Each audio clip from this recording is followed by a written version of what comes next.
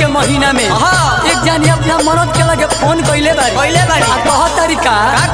ये राजा जी का रानी जी हाजी रे वो घरे आज छोटका भाई बड़ी परेशान करता का करता। अरे जी हो अरे ये होली हो अरे ये दरोगा अरे घेरा सुनिए सैया देवरा मुदैया कहिया के पैर सधइले बा सुनिए सैया देवरा मुदैया कहिया के पैर सधइले बा कहिया के पैर सधइले बा छिलपिया जे परदेश में सैया दीवार मामला बढ़इले बा छिलपिया जे परदेश में सैया दीवार मामला बढ़इले बा छिलपिया जे परदेश में सैया दीवार मामला बढ़इले बा छिलपिया जे परदेश में सैया दीवार मामला बढ़इले बा। होली में मजा उठावो तारी होली में मजा उठावो तारी जमुना से रंग बरसावो तारी बोलो हाय रे छिलपिया जे परदेश में सैया दीवार मामला बढ़इले बा छिलपिया जे परदेश में सैया दीवार मामला बढ़इले बा। होली में कहे सुनो ये भौजो नया बाटे तरीका रंग के चाहो तावे मुदैया ऊपर से लेके नीचा ऊपर से लेके नीचा ऊपर से लेके नीचा। होली में कहे सुनो ये भौजो नया बाटे तरीका रंग के चाहो तावे मुदैया ऊपर से लेके नीचा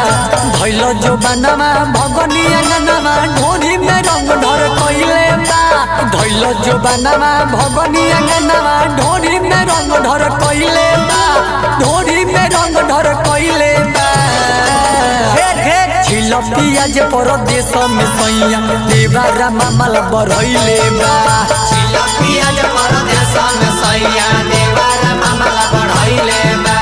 छिलपिया जे परदेश में सैया दीवार मामला बढ़इले बा छिलपिया जे परदेश में सैया दीवार मामला बढ़इले बा। अरे जियो चलेली भौजी हो हिरनी के चाल चलेली भौजी हो हिरनी के चाल कौन धरे जबर कौन निसता गाल बोलो हाय रे छिलपिया जे परदेश में सैया दीवार मामला बढ़इले बा छिलपिया जे परदेश में सैया दीवार मामला बढ़इले बा। निर्मोही रविंदर से जाके कहनी हम सच्चाई अपन जो गावल जवानी ये सैया कोई से बचाई कोई से बचाई हो कोई से बचाई। निर्मोही रविंदर से जाके कहनी हम सच्चाई अपन जो गावल जवानी ये सैया कोई से बचाई माने न बतिया करे लगतिया दरोगावा मौका पइले बा माने न बतिया करे लगतिया चुनमुनावा मौका पइले बा चुनमुनावा मौका पइले बा छिलपिया जे परदेश में सैया दीवार मामला बढ़इले बा छिलपिया जे परदेश में सैया दीवार मामला बढ़इले बा